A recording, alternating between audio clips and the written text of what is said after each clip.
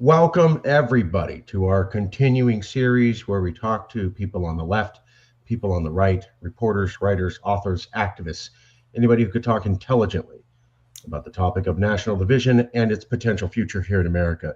With us today is Jason Fry. He's the author of National Divorce, A Plan for Peace. Let me show you that right now.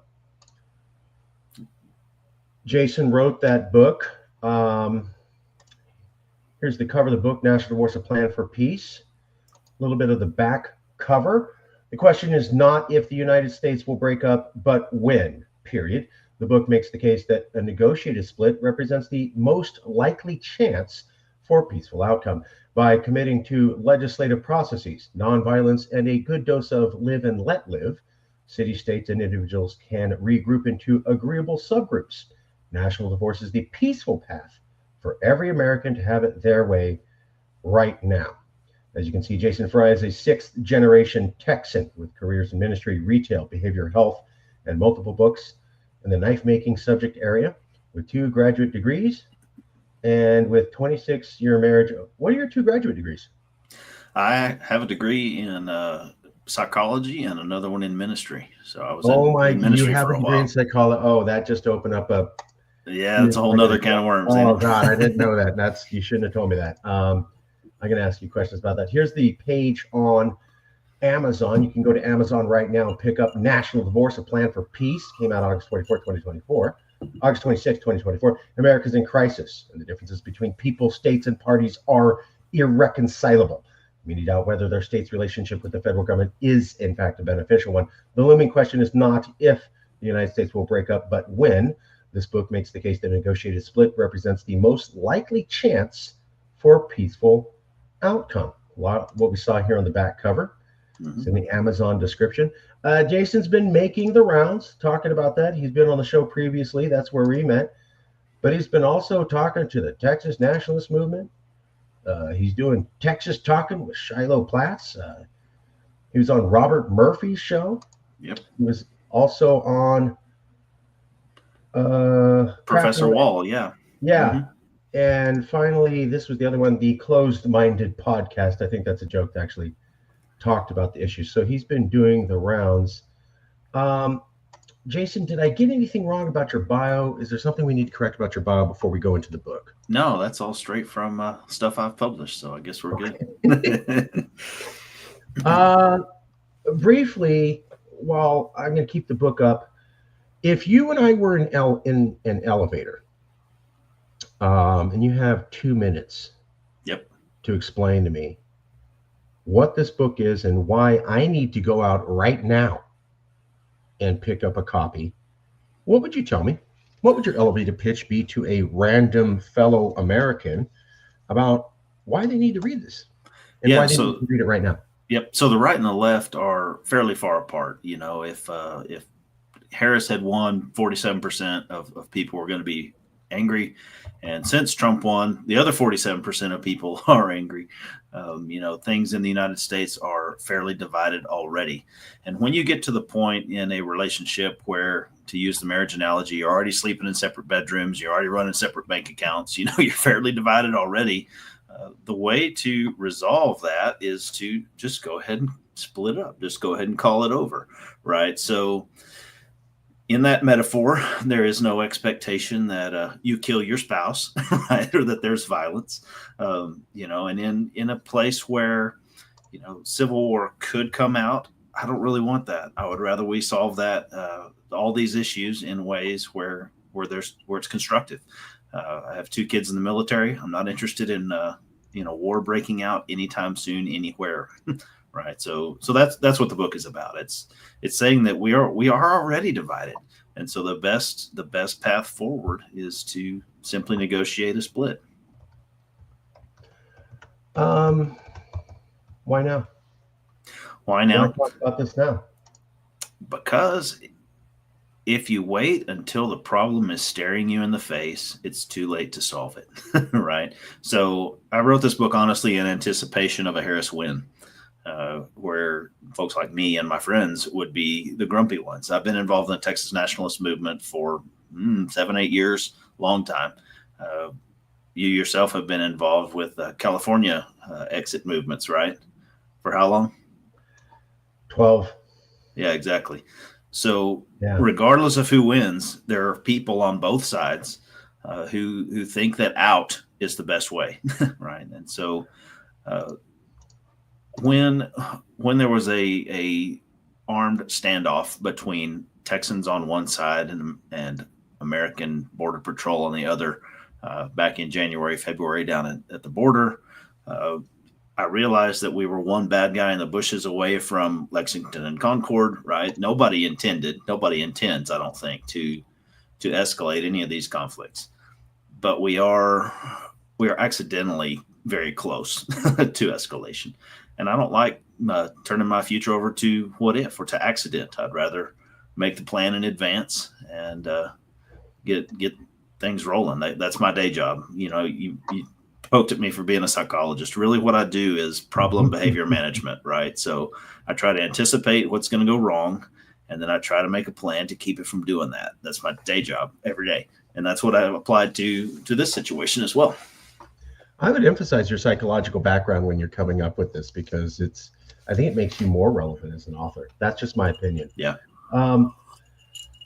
I hear you saying the left and right are so far apart, half the country is going to be upset about the election no matter what. That certainly seems to be true. Seems to be. From what I can say, I won't go into, just watch TikTok and see Right. in the reaction video, and you can see the level of maturity. But, Marjorie Taylor Greene said, let's have a national divorce.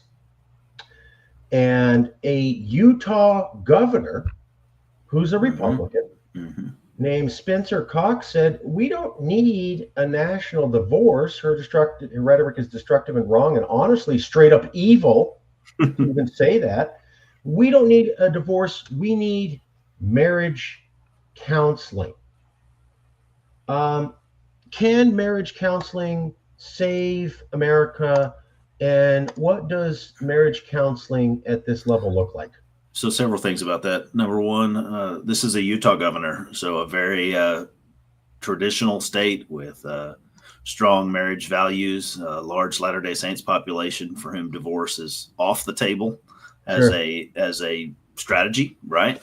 I come from a conservative Christian background too, where divorce is terrible. It's never a good outcome, right? So I understand that immediate reaction against the words, but the differences are very important. So when I married my wife 26 and a half years ago, we decided to do that. We made a deal between ourselves that we were going to get married. And then we stood up in front of all of our friends and family, had it blessed in our religious way, right? And we said, man, it's me and this one forever.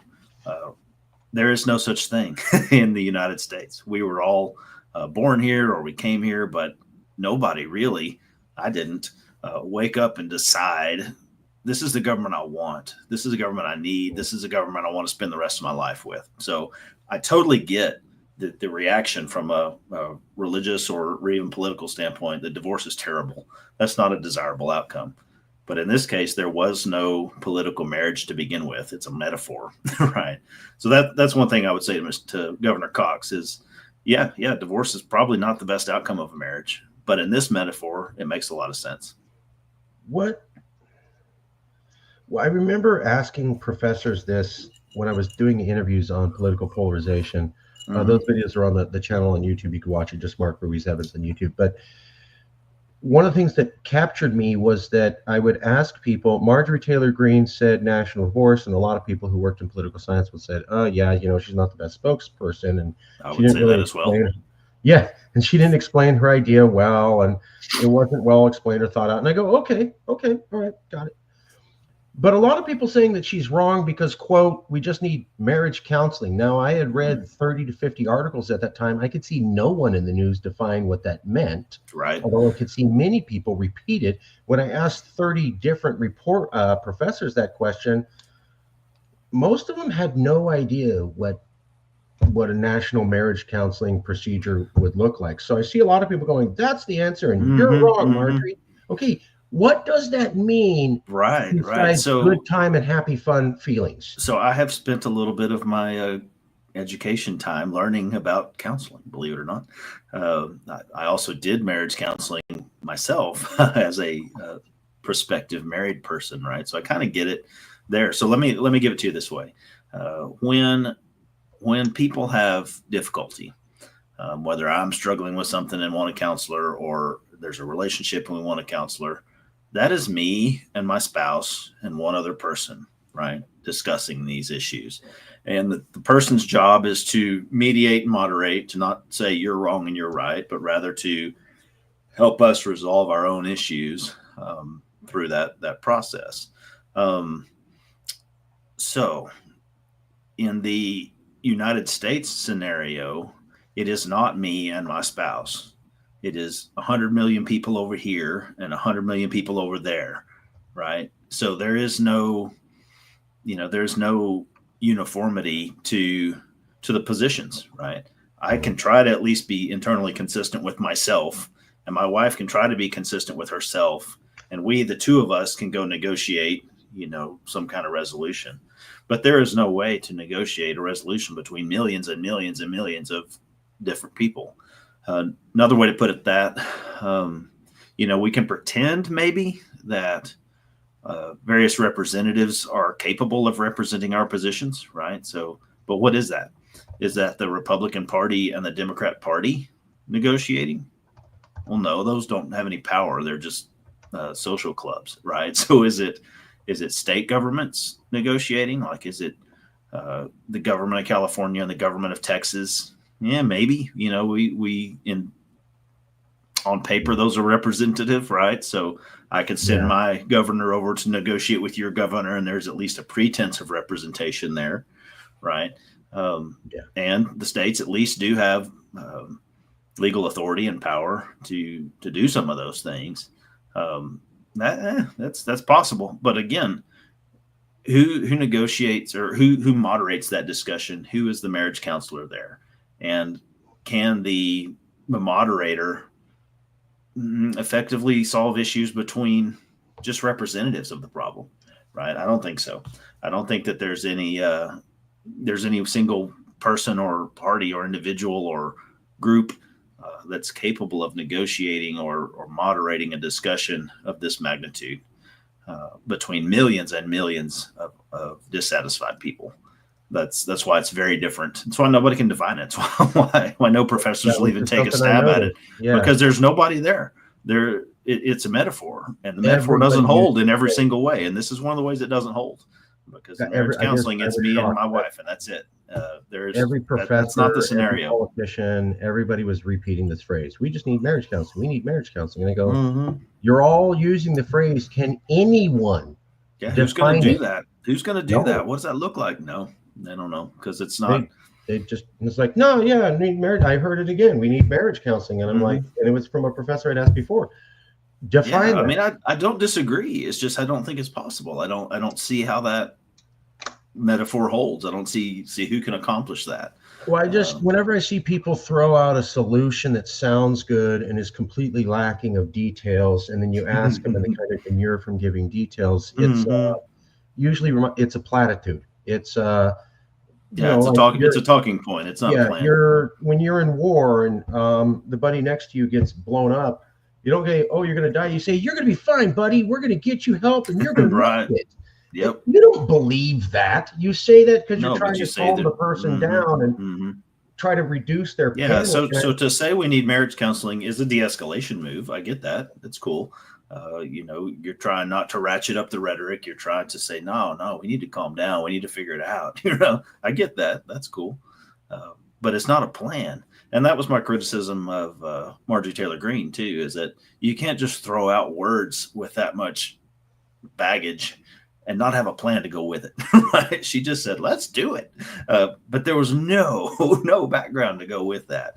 And I had lots of people took issue with that appropriately. I would agree that she's not the best spokesperson for anybody, much less me or you. That was one thing everybody seemed to agree on. That she may have a point, but she wasn't the best person to be. Correct. And she wasn't trying to be articulate. She was trying to be inflammatory or provocative or whatever her goal was. But was she wrong, in your opinion? Was she fundamentally wrong with her observation that she it's was not right. working?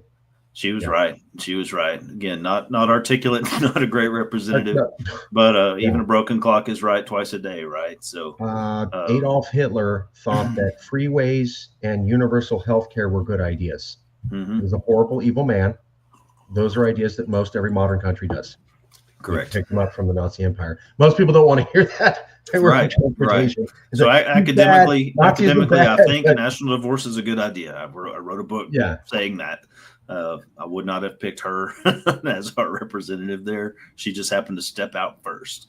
So anyway, I see you asked a question about can Canada or Mexico be the moderator? I like that. Here's why. I am for I am. I am for I am was here before you even got here. Okay. And said, let's see here. Yeah, so can Canada or Mexico be the marriage counselor? The answer, I believe, is no, and here's why I think so.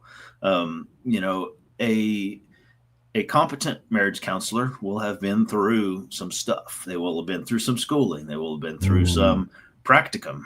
They will have been, I got to a point in my counseling career where I did a semester of supervised counseling where I was a counselor and I literally had people watching over my shoulder giving me feedback.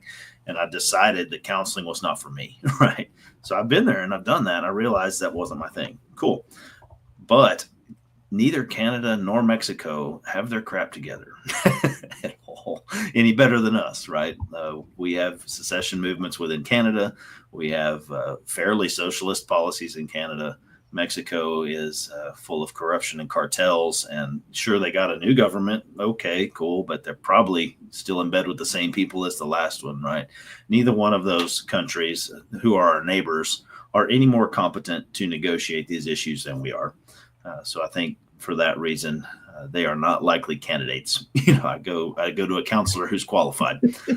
You're right. As someone of Mexican heritage, Mexico's a failed state and has been for about the last 20 years. You can't in many have ways a militia run your government and intimidate the government for yourself and say that you have sovereignty. And then, the other question is, let's say you found somebody in Mexico or Canada.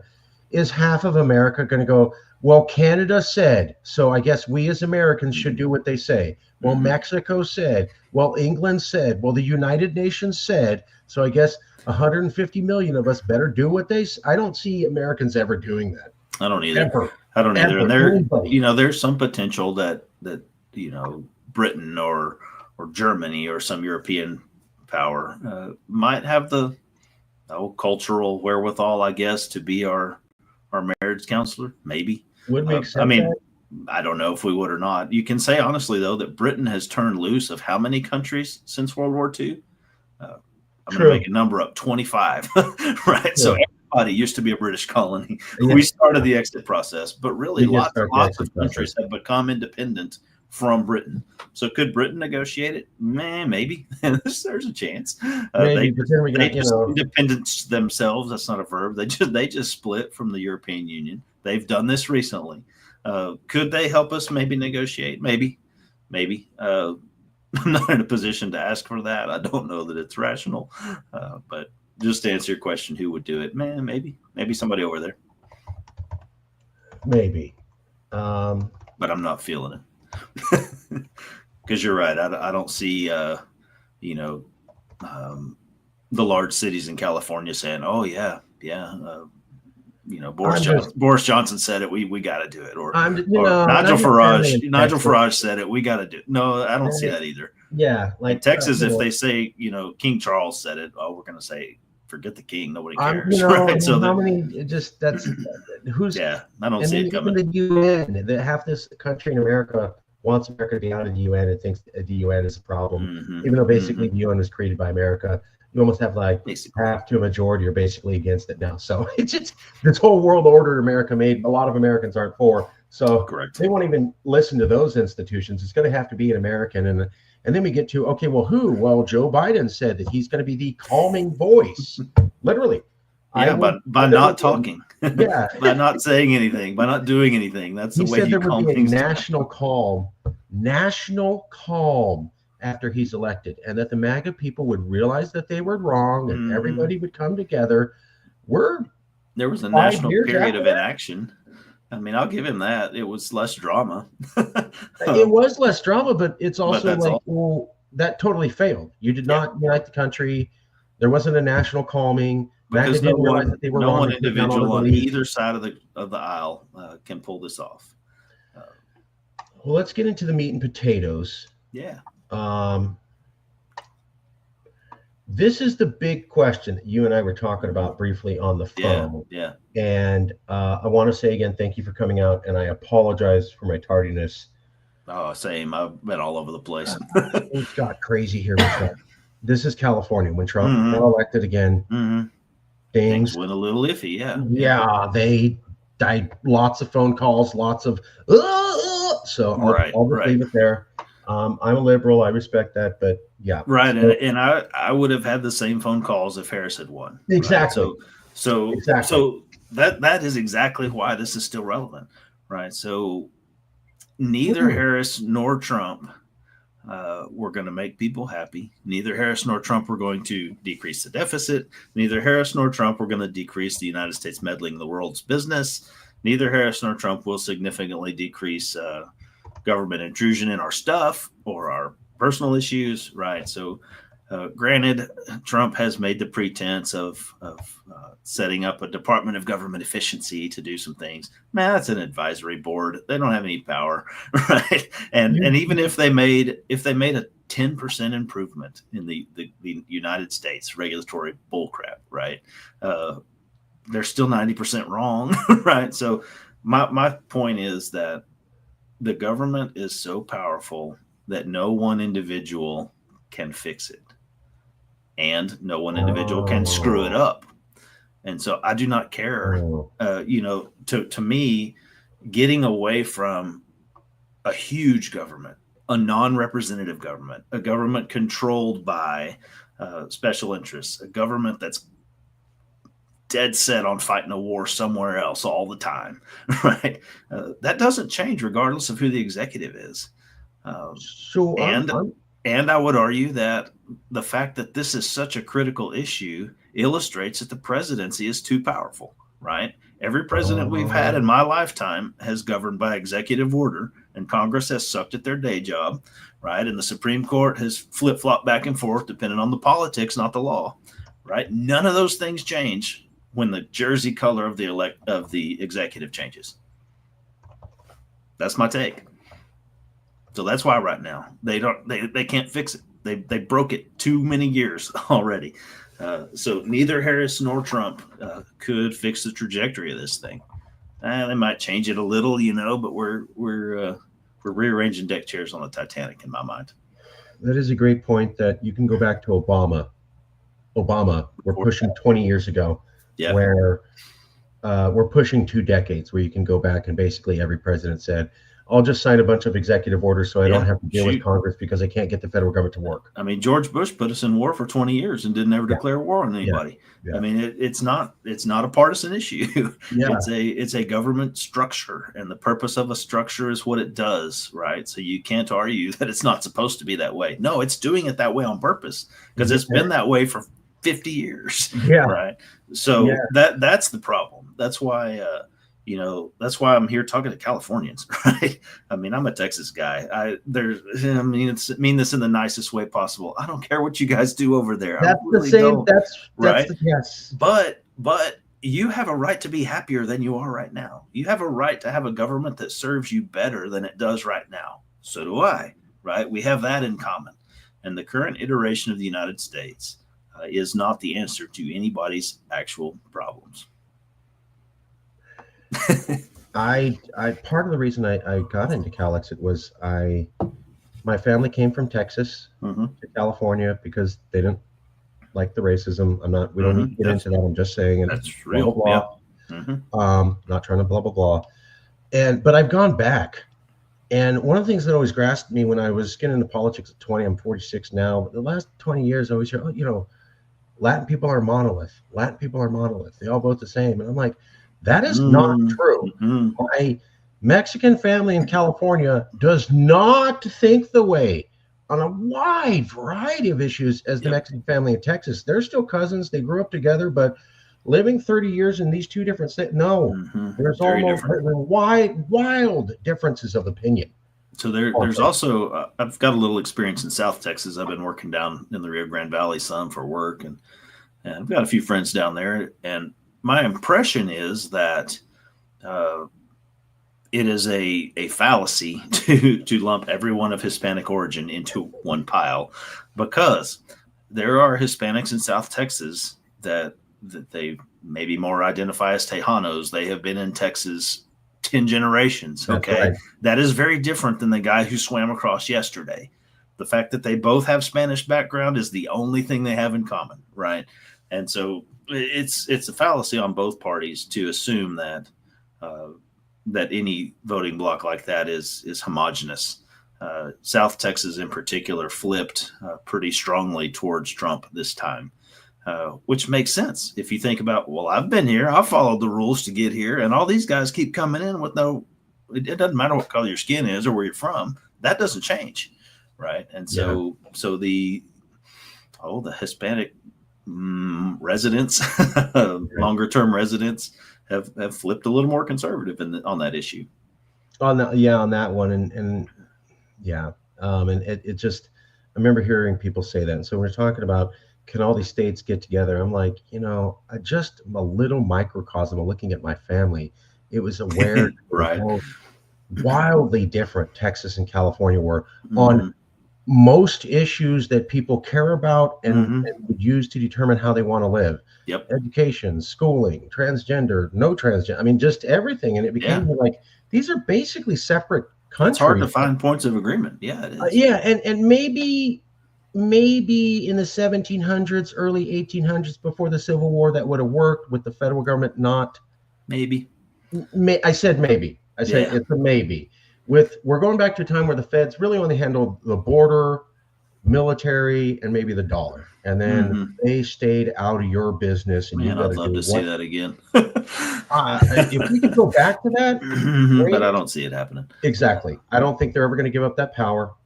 I don't think people are going to come to agreement on slowly devolving the federal government. I talked to Adam Kokesh. He was a libertarian candidate. And he's like, well, that was my plan. We'll slowly take over the federal government through elections and then get them to pull themselves apart. And he's like, it's just inherently unworkable. Like, the whole thing is designed. It's the uniparty, whether you're left or right. Once you get into that level of federal largesse, you're like, I want a bigger job and I want more money. They're not going to help me or you, honestly. They're not going to help Texas or California. And that's kind of why I've proposed a unilateral secession from a legal standpoint, right? So for all of their bullcrap they pull on us, they still pretend to believe in democracy, right? So they say they do, so let's put them to the test. So if you successfully put it on the ballot and 68% of Californians say, we're out of here, right? Yeah. What are they going to do to that? Right? Do they have to? They're placed in an impossible position where they have to compromise their values one way or the other. So will they say no? The democracy was wrong. We got to go to war against these guys, or are they more likely to say democracy? I guess, right? We have tended to support democracy more than violence. So that's why I'm advocating for this, not because I think it's the best answer. No, I think it's the best viable answer for how we get out of this mess without chaos, right? So I think we talked last time about, California has a referendum process. So you guys can force the question. If you can get enough signatures, you can put it on the ballot, come hell or high water, either way, right? Yeah.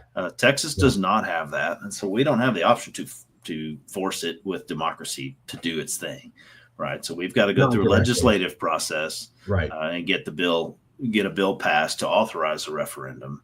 But again, we're not talking about it is. We're not talking about some mayor be like, man, my town is voting next Tuesday. Let's get it. Right. We're not even talking about some governor unilaterally saying we're gonna decide this on Tuesday. No, we're using the existing legislative and existing democratic processes. That's critical. That's mega critical. The time before when it didn't go so good, right? Yeah. The state said, well, we joined by convention, and so we're going to exit by convention. So they called secession conventions and voted up or down on whether we leave right now, right? That didn't work because that's not a very well established legislative process. It was one other time, right? Well, and they didn't go to Congress and ask for a vote to leave. They just kind of said, we're doing it. Yeah. And The voted much. state, They didn't the go, states "Hey." just did it. Yeah. And you can't just do stuff, even in politics. Yeah. And So- most people don't know this. I've talked to historians and I've talked to political science Mhm. professors. Most of them don't know that it's Lincoln's first inaugural address where he says he would have allowed secession if directed by the people to do so, but given no direction by the people, meaning Congress didn't vote, he will now have to fight to keep the Union. Most historians don't know that. Lincoln actually said you can secede basically if you got permission through the legal system.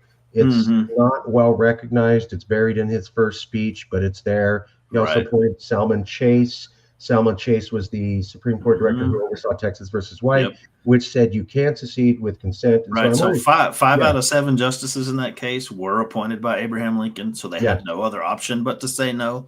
Right.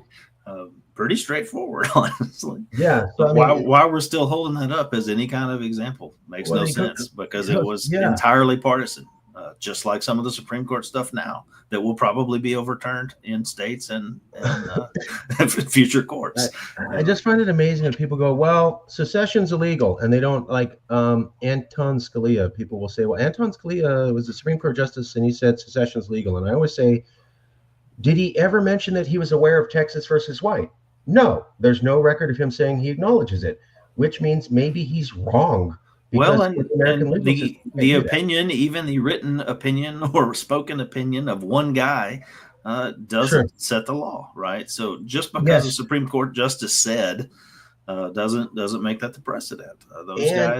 Those guys work by consensus or by at least majority rule, right? So the off the cuff remark of one justice, that's about as useful as you or I talking, honestly. And even when the Supreme Court does give their opinions, they base it on previous cases. If you look at Supreme Court cases, they go, They're supposed to.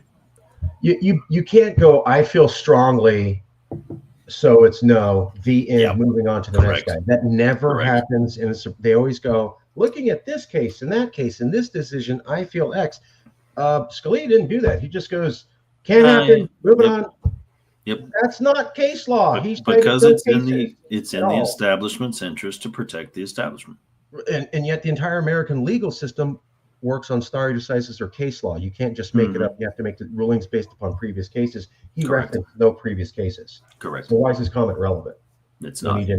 Not at all. I'll give you that $5 after the show. Thanks. Okay. Yeah. I did not pay him to come to the same conclusion as me. Right.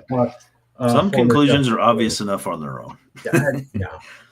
So I think what you're saying for the main question here is that even though Trump won, and even though that might be good for conservatives at the minute, you're not out of danger. Things are still chaotic. You're in a system where half the country is going to be upset at the other guy.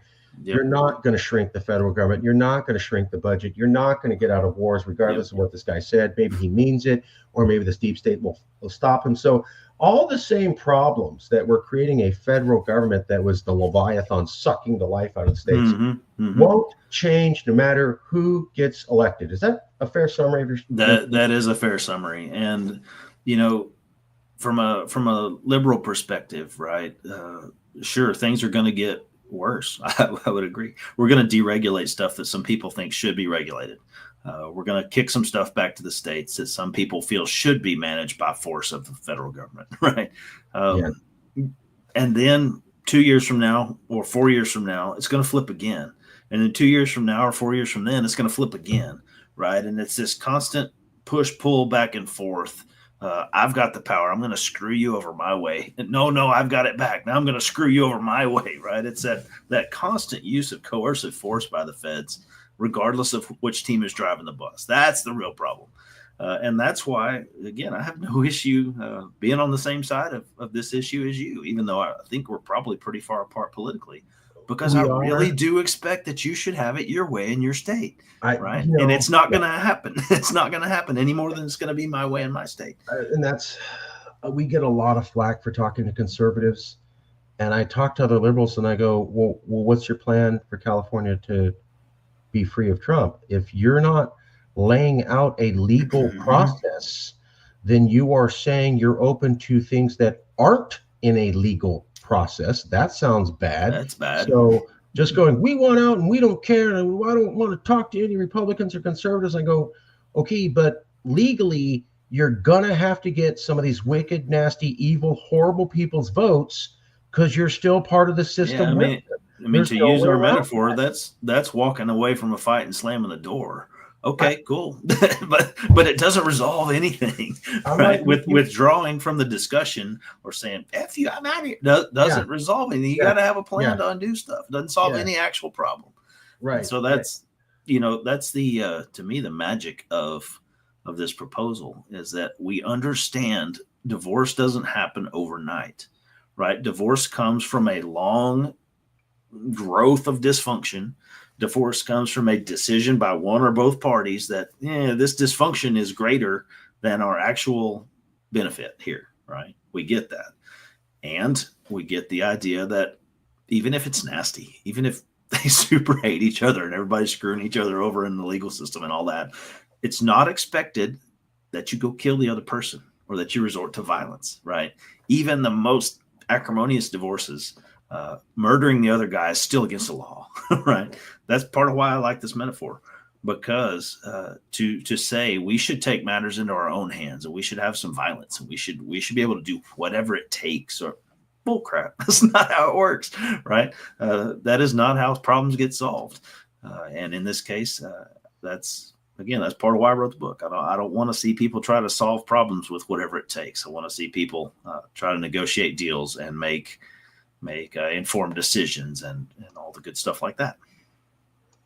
I did an interview with an LA Times reporter on Calexit, and she's like, this will cause civil war. And I go, well, actually, we think that it prevents civil war. Yep, for sure. When the country's already going. She's like, what? And I go, yeah. And by the way, whenever I talk to Texans or other people, that's where they're coming for. Now, maybe you don't think that. Yeah, I don't want to fight you. Yeah, I'm not meeting people who are motivated by, I want to get you. They're like, bro, I don't want people to be hurt. I've told many people like Daniel Miller at the TNM, he's a scholar of Gene Sharp. Gene Sharp is one of the world-renowned experts on nonviolence. By the way, apparently if you even if things are so bad, you've got to go to a marriage counselor, you have a 40% chance of getting divorced. That's damn near half. That's after counseling. There you go. So, yeah, that's after counseling. That's a 40% chance that if things are so bad, you have to go to a counselor. 40% chance it's going to totally fail. Interesting. Hadn't seen that stat, but I'm not surprised. Too close to half for me. Not surprised. You're not surprised as a psychologist. Not surprised. No, as a person who's been in a background where marriage is sacred and still watched people blow their marriages up, I'm not surprised at all. Throw in the pagans and the people of varying backgrounds. That doesn't surprise me one tiny bit because I see those numbers in churches, honestly. Yeah. So when I hear marriage counseling, you can't define it. Also, it doesn't have the track record of success people are talking about. Correct. One of my other favorite ones is why, when everybody was talking about we need marriage counseling, nobody brought up that sometimes those couples stay together because one of them's convinced to just stay with the abuse. I remember in America when the divorce rates were much, much, much lower. Right. And I've had these conversations with my friends, this is bad, this is bad, this is bad. And I go, well, okay, but here's the thing. My abuelita, my grandmother in Spanish, was beaten by my grandfather, physically beaten. And all of the family would come and say, well, let's talk it out. And you guys need to stay together. And the Catholic priest under her house see black and blue eyes and go, well, you guys need to stay together. Let's figure it out. Right. And so when I hear marriage counseling, I'm like, is this where you're telling the woman to stay with the man who beats her silly? Is that what we're talking about? Because a lot of marriages stay together, and that's what's going now. Obviously, yes, women can be abusive to men. There are some men who are domestically abused by women. Yeah. That's wrong. That's not okay. Yeah, again, without getting too much into individual stories, that is exactly the argument of the people that say civil war, right? It is, I was violent to you last time you tried to leave. I killed a bunch of you. And if you try to leave again, I'm going to kill you even more, right? It's the same exact argument. It's, I beat you last time. If you try to leave, I'm going to beat you again. So you must stay in this dysfunctional relationship under threat of violence. So anytime, I don't care if they're LA Times or Dallas Morning News or was it Daniel always says Bug Scuffle College? I don't care who it is. If they say that this is going to cause civil war and that's the reason that we should stay, they're just promoting violence. They have no actual plan. Husband walks up to his wife and says, "I'll kill you if you leave me." Yep. That's criminal. And then she stays with him. Is that a productive marriage? I wouldn't say so. I don't think anybody would say what so. You're saying, hey, last time I killed you when you left me. So yeah, last time the states tried to secede, we had this giant war and we kicked your ass. That's what we hear. We killed 600,000 people or whatever from your side. So remember when you wanted a divorce last time, Gina, and I punched you in the face and kicked you down the stairs? Yeah. Just saying. Yep. That's exactly the same argument. And again, I am, I'm explicitly nonviolent. I wrote peace on the front of my divorce book on purpose, right? I mean, my whole goal is to let's not have a war here. I got kids in the military. I don't want a war in my backyard, and I sure don't want one in my family, right? So that's where I'm coming from. There it is. Says plan for peace right there. Right on the front. So for all the FBI agents watching this, trying to find something on me, no, it's not there. You can't find it, right? All I really want is for Marcus to have it Marcus's way over there, and for Jason to have it Jason's way over here. There's no reason that violence should even be a part of the discussion. And it's only the state, it's only the status quo that even brings that up. Yeah, I haven't met any activists who are saying, "Boy, I hope violence breaks out." I've never seen that. Now, could that exist? They probably exist. I've never seen it. But that is not my people. I'm sure there's people out there, but I haven't seen it. And I've kind of met a lot of people in this independent space, and most of them are concerned about more violence coming and saying we need to do something to. That's what I've seen. Yep, so for sure. For anybody listening to the FBI, these are people who are pursuing peace. They are using legal mechanisms to do it. Mm-hmm. There's nothing wrong with that in a legal standpoint or in a community standpoint to say, I want more peace for my community, and I'm willing to use the existing legal structure to do that. There's literally nothing wrong with that. Right. And there's also nothing morally wrong with, I think I should have it my way. I think my government should represent me, right? So if you want, Marcus, universal health care in your state and you can figure out a way to pay for it, God bless you, do it, right? I think that would be a terrible way to have health care. Sure. but if that's what's important to you or the people that vote over there, by golly, do it, right? It is. We should have more freedom to be different. We're only held together by threat of force under this United States bubble. And so that's why, things keep flip-flopping back and forth, because everybody's trying to pacify, and pacify isn't the answer. The answer is, nope, you be you over there. I'll be me over here.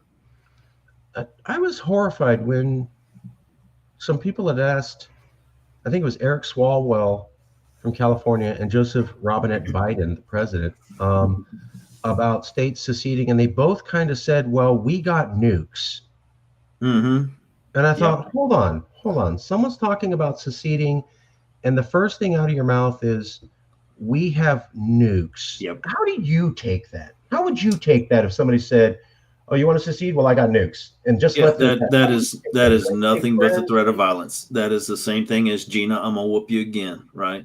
So I will drop a nuclear bomb on you. Irrational, immoral position, right? And so if you think that the answer to voting is nuclear bombs, then you have proven the point that I need to get out of here. Period. That's all there is to it. And it doesn't matter where you're from. If I've got Texas independence folks saying that, they're wrong too. I don't think we do, but they're wrong too. Force is not the answer. Force is not the way to get out of this thing, or to keep it together. There were, just for the record, there were some violent Texas secessionists decades ago. Mm-hmm. The new Long time movement ago. has learned from that. Those guys are all in jail by now. Yeah. Honestly, true. Yes. Yeah. Right? And everybody there's learned, don't do that. Yeah. Clearly. So clearly. That's what I see when I talk to Texans who are in this space. They're like, sure. Bro, we saw the dips down the street, put their foot in their mouth. Nobody's really interested in doing that again. We didn't think it was that smart the first time. Correct. And they totally failed. So we're not like, let's do something that failed last time a second time. Like, no. Right. But just this is fascinating that it's, if you leave, I will kill you. Joe Biden, Eric Swalwell did say to people Texas has a representative from Houston, Gene Wu, who said the same thing. So even our own left says the same thing Gene here. Wu said what? He said, I think I put it in the book. He says it's all fun and games until the Hellfire missiles start flying, or something like that. I have a screenshot of that tweet in my book. Hold on, we're going to pull it up right here. Mm-hmm. Okay, here we go. I believe Hellfire missiles was the statement. Okay, and we're going to show you this now, because I find this appalling that this is our own guys that are supposed to be representing portions of Texas. Well, you're saying, how dare you want to leave this union because you don't think it's going to work? Oh yeah, my response is I'll murder you. Yeah, does that sound like a country full of countrymen who care about each other? I was like, let's think about this. There is no world in which that's okay. They said they wanted to leave, and your response is, "We'll nuke you dead." Is that how you talk to a fellow patriot? Is that how you talk to a fellow countryman? Is that a relationship you want to be in? That's not a relationship you want to be in anyway. What country do the fellow nationalist patriots talk to each other this way? And I struggle to think of one where they go, I don't know. We're all Greeks here, and if you don't, we that's the one right there. Murder you, and sure enough. So sure yes, enough. That's funny. He looks like he's trying to be tongue in cheek. No. So he has doubled down on that. So in context, there was somebody saying border resistance against the federal government, right? So some idiot, I don't know Evan Loves Wharf, I don't know who that is either. Some idiot was saying, well, we got lots of guns, we can take you, right? That's stupid also, right? But this guy, as a state representative, is a representative of the government. He's especially not allowed to say stupid stuff like Evan Loves Wharf, right? So in context, sure, the whole thing was idiotic. But for a representative of a state government to come out and threaten violence, it is terrible. For Swalwell or Joe Biden, I found at least 5 different times that Joe Biden said we would need F-15s, not AR-15s. It's a little talking point of his. Let me find that. Texas, incidentally, has F-16s of its own. Just saying. Joe Biden. But nobody with a half a brain is interested in that. Nobody is interested in that except the establishment, who will use the threat of force to keep us together.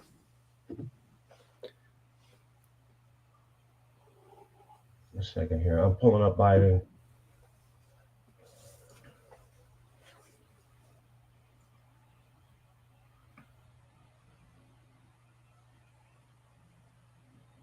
Well, if you want.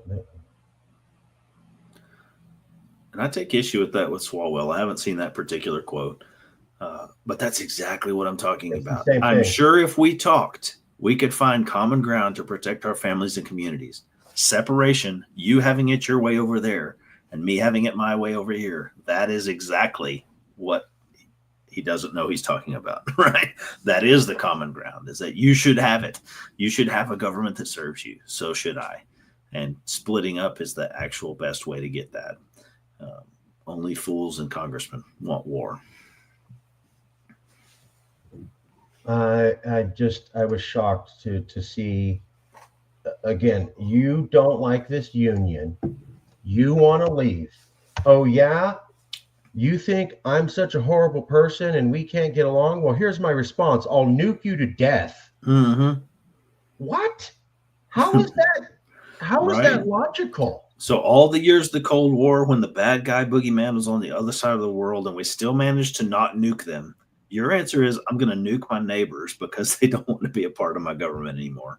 Bull fucking crap, like- right? That is such. No, that's not right at all. If your fellow countrymen, what I would have expected to see is, come on, guys, let's settle down. We're all Americans. We can find our way to come together. Blah blah blah. And lie. Our differences aren't so great. No. Do it. We got nukes. Mm-hmm. I'm like that. That doesn't sound like love or coming together or trying to find some way to work together as a team. It sounds like the exact same energy that's causing these people to want to be independent. You're spitting back at them saying, you better not be independent because, well, let me show you why you're already interested in being independent. Exactly. And that applies both to the left and the right. I have zero confidence that Trump will not run his mouth, right, or his keyboard, right. I didn't vote for the guy anytime yet, right, because he's a loose cannon. I also have zero confidence that Harris was going to do anything that serves my interests, right. So, again, the problem is the unilateral use of force, the monopoly on force that the government claims for itself. Again, don't, just because I have some conservative policy positions, don't lump me in with the pro-Trumpers either. I think the whole system is itself corrupt and dysfunctional. So what party is Gene Wu part of? The Democratic Party? He's a Democrat out of Houston. Yeah, he's out of South Houston. I'm a liberal, and I like being a liberal, but it's not lost on me that here's a Democrat saying, you want to secede? We'll drop Hellfire missiles on you. Just a bit of a bump. Here's another Democrat. Oh, did you want to secede? We'll drop nukes on you. Here's another Democrat. Oh, did you want to secede? Well, we'll just drop nukes on you. That's probably not a coincidence. Probably not a coincidence. Again, I'm not willing to say. I don't know. I would say that the right wing extremists do tend towards militia types at the far extreme, right? But I would also say, they gave themselves a self-guided tour of the Capitol, and it was not the end of the world because they're a bunch of ignorant fools, right? I mean, the only thing I told my children about that is, if you ever do something that's stupid, you better win. You better do it for more than a photo op, right? And so that was foolishness all around by the right. It was not an insurrection or a coup. It was stupidity, as proven by the outcome, which nothing happened, right? The Democrats have used lawfare very well against that. Those guys are all in jail for their self-guided tour of the Capitol. I just have to say for the record, the whole thing was foolishness. We won't debate. I'm a liberal here in California. Fair. It was a violent attempt. Trump did say come here, but I don't want to get into that. That's not why we're here today. Yeah, but if you're going to do it, that's not how you do it.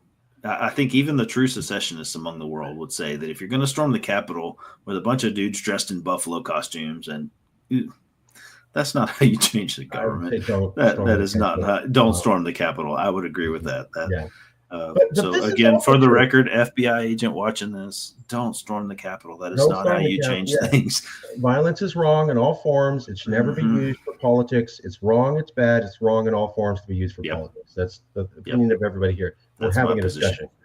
While I believe that January 6th, go with me for a second here. Yeah. So while I believe that January 6th was violent and Trump incited, and it was a coup, it's not lost on me that this is a Democrat saying, "Oh yeah, missile attack. Oh yeah, nuke attack. Oh yeah, nuke attack." Right. That's not peaceful language, is it? My interpretation of J6 at the time was that if it was all those things that the left says, they should have been stacking bodies.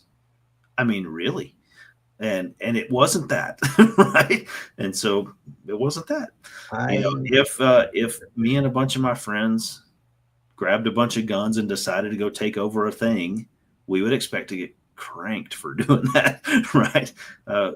Which makes me think, again, the purpose of a system is what it does. That system did not respond with violence because violence was not called for in that scenario. It was mob violence, it was stupidity, it was ignorance. Trump probably did stir the pot, absolutely. But again, that is not how you take over a government. That's not how you take over a government building. That is how fools do things. We'll just say that there's a different opinion in California. Yeah, no, I get it. I do. I do. Yeah. But again, I'm only digging into that to say that the right doesn't support that bullcrap either. Right? Most of us do not. Most of us do not think that was a good way to handle things. We'll leave it. We'll leave it there. Yep. I get what you're saying, though. No matter who's elected, it's called the American winner-take-all style of democracy by the Japanese, and they view it as madness. It is madness. Most of the modern world, I've explained this to people, doesn't use the American system. And when America, they use a multi-party system where half the country isn't told you lost. Basically, everybody gets a representative in Congress, and they have to work it out. There is no, you lost, you get nothing. That doesn't have, they don't do that in like 95% of the modern democracies. America's an outlier. And then when America invaded Iraq and Afghanistan to teach them democracy, we set up a multi-party system. We didn't even set up the form of democracy we have. Exactly. When we're telling you, we're going to tell you how to do democracy and you need to be democratic, we set up the one that we don't use. Right. So the genius of America at the time was that nobody was doing democracy at all, right? But, your first iteration of a revolutionary product still is going to suck compared to the evolution of that product, right? So we are, it's like, we are trying to roll around in a Model T, pretending like we are good at cars, right? There's so much room for improvement. And the answer is not fix the car. The answer is get out of that car, get a different car, right? So that, again, circle back around to, the answer isn't fix it. The answer is our model is not sustainable. And I can see that. And things seem to be just look at the reaction of people to this election. You're either celebrating it or you're literally ripping out your hair and considering destroying personal relationships. I was saddened and shocked to see professional psychologists go on national television and say, in fact, it is a good idea to cut off your family at a major national holiday. Said that with a straight face, live on television. And the media was like, yeah, no, that makes sense. You need to it can be psychologically healthy to cut off family. To set boundaries. You can't cut off a state. You can't cut your state off, but you got to cut your family off. I'm like, if there was this thing called the Civil War, and there was a thing called Bleeding Kansas before that. The Civil War didn't just happen. Americans didn't just go and start shooting at each other. They were shooting at each other in a place called the Kansas Territory, which is now the state of Kansas. And they were reading newspaper reports for 10 years before in the North and in the South about how Northerners were killing Southerners in cold blood and Southerners were killing Northerners in cold blood. And a decade, they heard about, they're just killing us like they don't care. And that's what got people into the mode to where they're finally ready to start killing fellow Americans. I've seen a lot of people say, I'm okay if Donald Trump dies, and they're on the left. I didn't say I want it to happen. I just said I'm okay if he magically dies. And I'm like, well, I hate Trump. I think he's racist, but what sort of talk is that? Right. So is that stable? Is that safe? Yeah. Let me throw some Google power at you. You've been correctly checking facts. So Google, how many people died in Bleeding, Kansas? 55 between 1855 and 1859. That's an stat. Now, how many people were killed in the Civil War? Let's Google that. 55 to 200 people, depending here. I'll pull it up for everybody. Right. So let's see. I get what you're saying, and that is a brilliant point. So looks like 618,000 people died. 620,000 people died in People died in the American Civil War. So my point is, it takes great powers to do greatly terrible things. Right? We don't have a civil war if the whole freaking government doesn't get involved. I'm not saying that everybody will be nice and nonviolent, even though they should. Right? Bleeding Kansas is a phenomenon. People will do stupid stuff. But over that 5-year period, maybe 200 people died. Over the 5-year period of the actual war, 600,000 people died. Right? So I'm not pretending. I'm not trying to be naive and say it would all be better and we would all just get along. No, we won't. But the violence will be localized by individual bad actors, not giant government factions using the power of government against each other. This is the thing that scares me. Me People too. say, "Oh, it's fine. It's fine. We're not shooting each other like that. It's fine. It's fine. It's been worse." And I go, "That's what they said before the Civil War." Yep. Neither side actually exactly thought what they said. 55 people motivated millions of people to get 620,000 dead. 55 people dead over 10 years motivated a war that cost 620,000 to So die. even though, again, I explicitly do not condone violence. If somebody in California goes a little bonkers and goes and kills some right-wing people, or somebody in Texas goes extra bonkers and kills some left-wing people, that is terrible. And it is Bleeding Kansas. It is not civil war, right? For the government to get involved in trying to enforce one way or the other, that is the bigger problem, right? That is the bigger problem every time. Those stats on the screen illustrate that very, very well. So that's another interesting argument that I dive off into in the book. What about the nukes, or what about violence? What about war? Won't China take over the world if the United States splits up or something like that? The argument is that it takes world powers to have a world war, right? So Switzerland or Liechtenstein or Micronesia does not go to war against China because they don't have the resources to do that. It is only the giant consolidated powers that have the power to kill millions and millions and millions of people in a war, right? So you can argue from a fundamental level that smaller is better. If we were divided up into 50 independent countries, people might disagree and 55 people might die, right? But if we are nuked by force, then you end up with the opposite. What's that number you just threw up there? That number is the amount of people that it takes. So for every one person died in Bleeding Kansas, okay, gotcha. It cost 11,200 more people to die. So, so again, explicitly condemning violence. I don't say that violence is impossible in a national divorce. I don't say that people won't do stupid things, but I can promise you that if the government gets involved with force, it will be worse. 1 second here.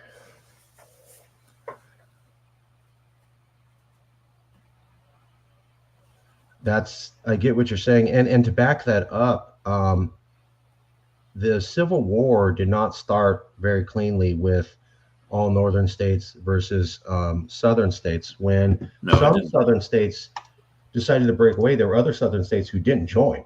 Correct. Until after the fighting started. Yeah. It's like, well, if we're going to go that way, then I'll join you. Yeah. So there were people saying, whoa, let's not go giant national army versus national army. Let's see something out. And it was only after that looked like, well, this is going to happen. Then they joined. Backing up your point, when you add all these multiple states and you jump from 55 to 620,000, if you keep it not combined states and small little skirmish militias, you can keep the death toll down. Bad stuff still happens, but there's less of it every time. Yeah, by a factor of basically 11,000. 11,000, right. So funny secession stuff. So Trump floated the idea of Canada becoming the 51st state. That is utterly ridiculous. It's hilarious. But my position is that we would be better off with a cluster of smaller independent states. So even though I support the right of Canada to join whomever they please or whatever, as long as we all agree, that's cool. I think that's not the right answer. Huge conglomerate countries that own a whole freaking continent are the reason we have world wars. Period. Right? Liechtenstein doesn't attack the United States. It is only these great powers that make great, terrible things possible. So the answer is decentralization. Sure, the American Indians, they killed each other all the time, right? But they didn't kill all of them. They existed killing each other all the time for a long time until we got the coercive power of the United States government to kill them all efficiently, right? So again, I'm not saying that pure nonviolence is actually possible, but I'm saying that giant government powers make it worse. I agree. I'm going to pull up something to back you up. This was a book that inspired me to become an author and start looking at the whole independent space. I didn't just come up with the idea. I read other authors who were suggesting this radical idea. They're just lesser known. This was a book that started me on my journey. Nobody had ever heard about it. Nobody basically read it. And this guy was famous in the 50s and 60s. His name is Leopold Kohr. Okay. The book's called The Breakdown of Nations. He wrote this in the 1950s, and he was famous in the 50s and 60s. Then he came out of fame because he was saying in the 1950s that America and the Soviet Union are on the same trajectory. They're both gigantic empires, and they will not stop until they try to conquer everything and usurp democracy within their own countries. This is at the height of the Cold War. It's completely anti-narrative. He's basically saying, whether they're communist or you're capitalist, you guys are both empires bent on domination, and you're not going to stop till you have wars and dominate and control everybody. Well, that's exactly what happened. Yep. So he returned to favor in the 90s, but there was like a 40-year period where he just disappeared because everybody thought, how dare you say that of America, until the things he started to say happened to be true. The other thing he said in 1950s was exactly what you said. Gigantic destructive wars happened because of large conglomerate countries. When you had small countries like in Europe during the medieval ages, you'd have many wars, but maybe 50 guys would die, 100. When you actually started forming nation states, the size of wars jumped to 600,000 dead in one war. And he goes, that's a historical fact. So this whole idea of big nations is great. No, big nations equals gigantic death levels, and small nations are actually how you keep peace. Basically what you were saying, just to back you up. Exactly that. We're winding down. Incidentally, the number says 35 million people died in World War II. Okay. Again, it proves the point. So yeah, the larger the powers that are using force, the more actual regular normal people who just want to have a nice Tuesday end up dying. So that was it. He had actually, here it is. Here's a picture. It's not very good, but one second, I'll show this up just so.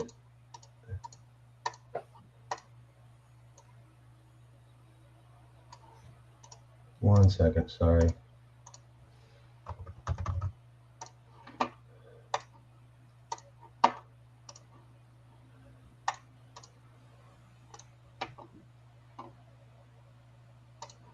This is a picture from Leopold Kohr's book. This is the book. This is a picture. I know it's grainy, but he's showing you can see Italy, Spain, England, Finland, and he's saying if they were broken up into smaller units, it would be a more peaceful Europe with less wars. That's what he was illustrating with this map, and showing that by creating these giant conglomerates, you create the environment for gigantic wars. Yep. That was his basic. I agree with that basic premise. I haven't heard of or read his books. I think I shall, but that's my basic premise. Also, is that Rhode Island is not going to go to war against California. Right. I mean, there's no point. It's only if we let it get to this giant red and giant blue conglomerates, right? That it becomes escalated. Again, I really do want liberals listening to this, Californians who are pissed at Trump, please listen to this. We need to separate so that we can all have it our way. It is the bigness that is the problem. It is not Trump, even though he's a problem. It is not Harris, even though she's a problem. Get it? Okay, that's my point. Leopold Cord literally used the phrase "bigness is the problem." Okay. Well, so did Frank Buckley, whose book I use. Right. And so did Ryan McMakin, again, whose book I use some. So there are scholarly works in this rhetorical space. I have intentionally chosen a metaphor and some stories, right, so that regular folks can understand the separation is okay. The separation is kind of normal sometimes. The separation doesn't have to be the boogeyman. That it's actually the use of force by centralized governments that's the boogeyman. So again, mine is intentionally the primer to separation. So you circle back to a question we never answered. So how soon will national divorce come to pass? Let me find that one. Yeah, that's one of our last two questions here. I saw that pop up and we never really talked about it. I'll find it. So the answer is as soon as people decide to go through the process, right? I don't know a ton about the legal aspects of divorcing spouses, right? I don't know if Marcus, let's get divorced. All right. How fast can we accomplish that? By Tuesday. I don't know. I don't know how long it takes, right? But I know that the national divorce won't be a Tuesday, right? It will be a drawn out process. It will be stages. It will be negotiations. It will be sticking points and terrible issues and probably some fights. And I hate you. Oh, I hate you more. All of those things will probably be in play. But that was how the Brexit process was, and nobody killed each other, right? The difference with Brexit was that they had a prenup, to use the analogy. They had decided in advance what the separation terms were. We haven't done that. All that means is it's going to be harder for us. It doesn't mean it can't happen. It just means we haven't set the terms in advance. So, I think as soon as any particular political unit uses its existing political processes to vote, I think Greater Idaho is beautiful. I think people that say, my county, we fit better with those guys over there, man, do that all the time. We should escalate that to the state level. But, that's my take on things. It's already happening. Again, I said if we're using a divorce metaphor, we are already in separate bedrooms. We are already running separate bank accounts. I've already got a secret apartment, right? We are well past the point where we should just work it out, or we should just pretend these problems don't exist. We are well past that. So national divorce is the stage is already well set to the point of no return. So it happens yesterday. It happens tomorrow. It happens as soon as y'all get enough petition signatures to put it to a vote. It happens as soon as the 11 state representatives that we elected who signed our pledge file the bill. Right. I mean, it happens as soon as New Hampshire, who has filed bills the last two sessions, gets one across the line. It is already happening. Daniel Miller says that Texas is a process, and Texas is happening right now. Texas is not some vote. National divorce is the same way. We're already in the middle of it, guys. Again, I'm advocating for good process, for smooth outcomes, for nonviolence. But we're past the point of, is this going to happen? We are to the point where we got to figure out how to make it go smooth. I'm going to end the stream, but I'd like you to stay on. I wanted to talk to you about something. Yeah, sure. Maybe another interview on a separate subject. So, yep, we'll end it here. I'll just say, how soon could national divorce happen? Well, I think there's two stumbling blocks. One is people think one more election is going to fix it. Right. And you and I are at the point where we're like, no, it's not. I've been watching this 10, 20 years. Yeah, I gave that up 3 elections ago, but I'm sorry. But I know those guys. I know those people. Yeah. So once you get to the point where people stop thinking one election is going to fix it and somehow snap everything back to where we were in the 1990s, and you start recognizing things have not been working out for pushing 2 decades, then I think national divorce happens a lot quickly. And if a state actually pursues independence, and I talked to this with Daniel, if California or Texas actually gets secession going, I think it encourages other states to secede. Absolutely. Even if they're on the opposite political spectrum. I hope, I don't know, I don't believe, but I hope that if if Gavin Newsom comes out and says, "Guys, let's rally, let's get out of here," God, I hope Greg Abbott has the balls to stand up and say, "Yes, I support you in that." Right? I mean, I hope. I don't believe it, but I hope. We'll see. We should support each other in our desires to get peaceful resolution, get it the way we want. It's pretty straightforward. When Calexit came out in 2016, 2017, Gavin Newsom did an interview in front of a crowd of 30 people where he said, "I don't support Calexit because I don't want to bail on America." And he kind of smiled and he turned to the crowd. Nobody was smiling with him. Mm-hmm. He was all by himself. And then he started doing the nervous smile, like, haha. Right. Right. Right. And the camera turned back. Everybody was like, and he didn't have the guts to do it in front of 200 people or 5,000. So I was just like, look at they're never going to do it. Planned Calexit. Yeah, look at the response he got from Californians. They weren't feeling it. Yep. 2 years later, though, not 2 years. This was 2017. You can fast forward to 2022. There's a thing called COVID. Gavin Newsom comes out and says, California's a nation state, basically a separate country. We will ignore anything Donald Trump says, and we're going to go deal with China directly and ignore the federal government. Sounds good. But I don't support Calexit at all. I just support saying we're a nation state and we're not going to follow federal regulations and acting as an independent. Greg Abbott's no better, so he has yet to ever make a public statement on Texit. He will rattle the sabers about the border. He will say we're being invaded and we have a right to defend ourselves. Politicians are going to politic, period. This is not a political issue that will be solved by politicians. It will be solved largely by voting and popular consensus. You know, everybody says that a politician is a windsock. They only point which way the wind is blowing. We can be the wind, Marcus. You can be the wind. They are not going to point it for us, though. We're going to have to point it for them. We will leave it there. Yep. We'll end the show. I'll have you back soon. Please don't go. I want to talk to you about something. Yeah, you bet. Thank you for everybody coming out. I really appreciate it. Yep. Thank you all.